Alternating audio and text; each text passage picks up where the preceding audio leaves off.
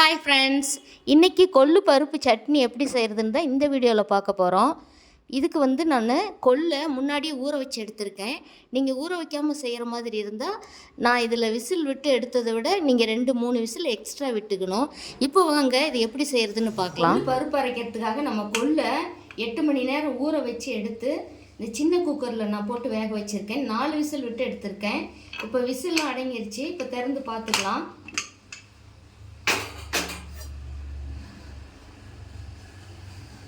நான் இது கொள்ளு ஒரு 2 பேருக்கு சாப்பிட்ற அளவுக்கு எடுத்திருக்கேன். இது பாருங்கள், மாவு மாதிரி வந்திருக்கு பாருங்கள். நல்லா இந்த அளவுக்கு வேக வச்சு எடுத்துக்கணும்.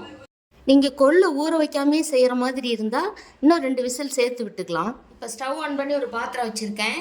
இதில் நான் நல்லெண்ணெய் ஊற்றி இந்த கொள்ளுக்கு வெங்காயம் பூண்டெல்லாம் வதக்க போகிறேன். நல்லெண்ணெய் ஊற்றி செய்யும் பொழுது ரொம்ப நல்லாயிருக்கும், குளிர்ச்சியும் கூட. இப்போ இந்த வடசட்டி நல்லா காஞ்சிருச்சு. நான் இது ஒரு குழிக்கரண்டியில் அரை கரண்டிக்கு கொஞ்சம் அதிகமாக சேர்த்துறேன். இது 2 ஸ்பூன் அளவுக்கு இருக்கும். இப்போ எண்ணெய் காயட்டும். இதுக்கு நான் சின்ன வெங்காயம், பூண்டு, கொத்தமல்லி, ஜீரகம், மிளகு, 1 தக்காளி, 3 வரமிளகாய், 1 கைப்பிடி அளவு கருவேப்பிலை இலைகள் எடுத்திருக்கேன். இப்போ இந்த எண்ணெய் நல்லா காஞ்சிருச்சு. இப்போ இந்த பூண்டு பழுதோடு சேர்த்துட்டு 3 வரமிளகாய் குட்டியாக சேர்த்துறேன். நீங்கள் பெரிய மிளகாயாக இருந்தால் 2 கூட போட்டுக்கலாம். ஏன்னா நம்ம மிளகும் சேர்த்த போகிறோம், அதனால் மிளகாய் கொஞ்சம் கம்மியாக போட்டுக்கலாம். இந்த உரித்து வச்சுருக்கிற ஒரு 10 வெங்காயம், சின்ன வெங்காயத்தை இதோடு சேர்த்துக்கிட்டு நல்லா கலந்து விட்டுக்கலாம். நீங்கள் சின்ன வெங்காயத்துக்கு பதில் பெரிய வெங்காயம் கூட கட் பண்ணி சேர்த்துக்கலாம். சின்ன வெங்காயம் போடும் பொழுது இது ரொம்ப சுவையாக இருக்கும். இப்போ இதை நல்லா வதக்கி விட்டுக்கலாம். இந்த வெங்காயம் பூண்டெல்லாம் ஓரளவுக்கு கலர் மாதிரி வந்திருக்கு. இப்போது இதோட நான் 1 தக்காளி நாளாக கீறி விட்டு இதோட சேர்த்துக்க போகிறேன். இந்த பூண்டு வெங்காயம்லாம் வதங்கும் போது இந்த தக்காளி அதோடு சேர்த்து நல்லா வதங்கி வந்துடும். இது ரொம்ப நமக்கு சுருளை வேகணுன்ட்டுலாம் இல்லை, அதனால தான் நான் அப்படியே முழு பழமாக கீறி விட்டு சேர்த்துருக்கேன். இந்த கொள்ளில் நிறைய மருத்துவ குணம் இருக்குது. இதை வாரத்துக்கு 1 முறை 2 முறை நம்ம சேர்த்துக்கிறது உடம்புக்கு ரொம்பவே நல்லது. இது கொலஸ்ட்ராலை கண்ட்ரோலில் வச்சுருக்கோம். அப்புறமா பார்த்திங்கன்னா வெயிட் லாஸ்க்கும் இது ரொம்பவே நமக்கு பயன்படும். ரத்தத்தை சுத்திகரிக்கக்கூடியது. இந்த மாதிரி மருத்துவ குணங்கள் நிறைஞ்ச இந்த கொள்ளை நம்ம சமையலில் வாரத்தில் ஒரு 2 முறை சேர்த்துக்கிறது ரொம்பவே நல்லது. இந்த பூண்டு வெங்காயம் தக்காளியெல்லாம் நல்லா வதங்கி வந்துருச்சு. இந்த சமயத்தில் நான் 1 கைப்பிடி அளவு கருவேப்பிலை இலைகள் எடுத்து வச்சுருக்கேன். இதை இதோடு சேர்த்து நல்லா கலந்து விட்டுக்கலாம். இந்த கருவேப்பிலை இலைகள் நமக்கு ரொம்ப வதங்கி வர வேண்டாம். ஓரளவுக்கு இந்த வெங்காயம் தக்காளியோடு இது வதங்கினா போதும். இப்போ இது எடுத்து வச்சுருக்கிற ஜீரகம், மிளகு, கொத்தமல்லி விதை இதெல்லாம் இதோடு சேர்த்து கலந்து விட்டுட்டு நம்ம ஸ்டவ் ஆஃப் பண்ணிக்கணும். ரொம்ப நேரம் இதை போட்டு ஸ்டவ் ஆனில் வச்சிடக்கூடாது. இது போட்ட உடனே நான் இப்போ ஸ்டவ் ஆஃப் பண்ணிடுறேன். இப்போ இதுக்கு தேவையான அளவு கல்லுப்பு சேர்த்துக்கலாம்.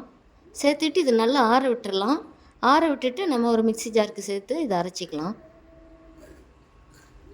இப்போ நல்லா ஆறிடுச்சு. நான் இதை ஒரு மிக்ஸி ஜாருக்கு மாற்றிக்கிறேன். மாற்றிட்டு இதை கொஞ்சம் பல்ஸ் மோடில் விட்டு கொரகொரப்பாக அரைச்சி எடுத்துக்கலாம். இப்போ இந்த அளவுக்கு இதை ஒரு பல்ஸ் மோடில் விட்டு எடுத்துக்கிட்டேன். இப்போ இதோட நம்ம கொள்ளு சேர்த்து அரைச்சிக்கலாம். இந்த கொள்ளில் உள்ள தண்ணியெலாம் நான் வடித்து எடுத்துக்கிறேன். இதை அரைக்கும்போது நம்ம தண்ணி தேவைப்பட்டால் இந்த தண்ணியே விட்டுக்கலாம். இப்போ இந்த கொள்ளு இதோடு சேர்த்துக்கிறேன். இந்த கொள்ளு நீங்கள் ஊற வைக்கிறதுக்கு முன்னாடியோ அல்லது வேக வைக்கிறதுக்கு முன்னாடியோ நீங்கள் இதில் கல் இருக்கான்னு பார்த்து சுத்தம் பண்ணிவிட்டு நீங்கள் ஊற வச்சு எடுத்துக்கணும். இப்போ இதில் கொஞ்சம் தண்ணி இருக்குது. இந்த தண்ணி இதோடு நான் சேர்த்துக்கிறேன். இப்போ இந்த கொள்ளோடு கொஞ்சம் தண்ணியோடவே சேர்த்துருக்கேன் கொள்ளை. இப்போ இதை நல்லா அரைச்சி எடுத்துக்கலாம். இப்போ அரைச்சாச்சு. இது நமக்கு நல்லா நைஸாக அரைப்படணும். அதுக்காக இன்னும் கொஞ்சம் தண்ணி, இந்த கொள்ளு தண்ணியவே நான் இதோடு சேர்த்துக்கிறேன்.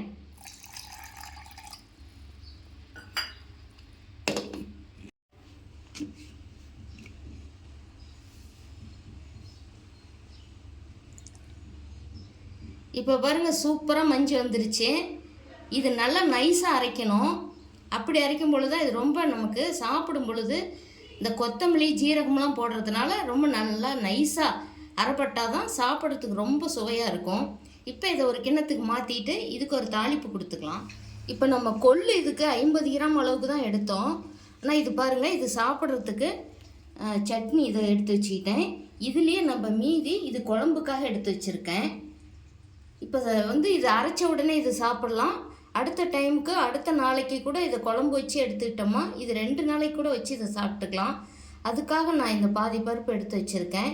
இதுக்கு நம்ம இந்த புளியோட இந்த புளி வந்து இது ரசத்துக்கும் சேர்த்து நான் எடுத்திருக்கேன். இந்த கொள்ளு தண்ணி மீதி இருந்தது பாருங்கள், அதுலேயே இந்த புளியை நான் சேர்த்து கொஞ்ச நேரம் 1/2 மணி நேரம் ஊற வைக்க போகிறேன். இது கொள்ளு ரசத்துக்கும் எடுத்துக்கலாம், குழம்புக்கும் கொஞ்சம் ஊற்றிக்கலாம். இந்த கொள்ளு தண்ணியோடவே நான் கொஞ்சம் தண்ணி இதோடு சேர்த்துக்கிறேன் புளி ஊறுற அளவுக்கு. இப்போ இந்த பருப்புக்கு ஒரு தாளிப்பு கொடுத்துக்கலாம். கொள்ளு பருப்பு தாளிக்கிறதுக்காக நான் ஒரு கரண்டி வச்சு தாளிக்கிறேன். இது வடசட்டி வச்சு வேணாலும் தாளிச்சிக்கலாம். ஸ்டவ் ஆன் பண்ணி இந்த கரண்டி காஞ்சதும் இதுக்கு 1 ஸ்பூன் நல்லெண்ணெய் சேர்த்துக்க போகிறேன். இது தாளிக்கிறது நல்லெண்ணெயில் தாளித்தோமா ரொம்ப நல்லாயிருக்கும் பருப்பு. இப்போ இந்த கரண்டி நல்லா காஞ்சிருச்சு.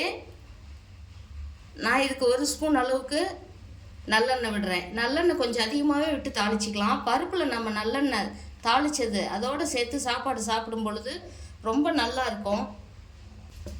எண்ணெய் நல்லா காஞ்சிருச்சு. இப்போ கடுகு உளுந்து சேர்த்துக்கலாம்.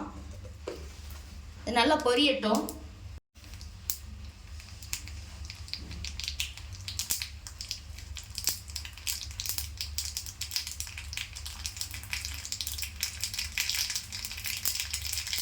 இந்த கடுகு நல்லா பொரிஞ்சிச்சு. இப்போ 1 வரமிளகாய் போடுறேன், கொஞ்சம் கருவேப்பிலை இலைகள்,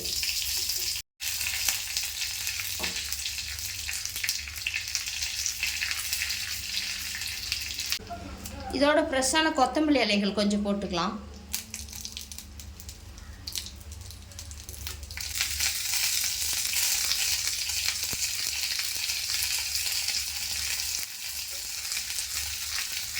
அந்த பருப்போடு அதை சேர்த்துக்கலாம்.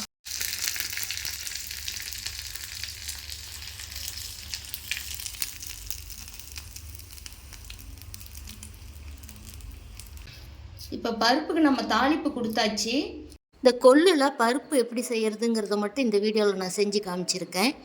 இதுலேயே கொள்ளு குழம்பு ரசம் எப்படி வைக்கிறதுன்றத அடுத்தடுத்த வீடியோவில் நான் போடுறேன். நீங்கள் செக் பண்ணி பார்த்து தெரிஞ்சுக்கோங்க. இந்த வீடியோவை பற்றின கருத்துக்களை கமெண்ட் பாக்ஸில் சொல்லுங்கள். இந்த வீடியோ பிடிச்சிருந்தால் லைக் பண்ணி ஷேர் பண்ணுங்கள், சப்ஸ்கிரைப் பண்ணுங்கள். தேங்க்யூ.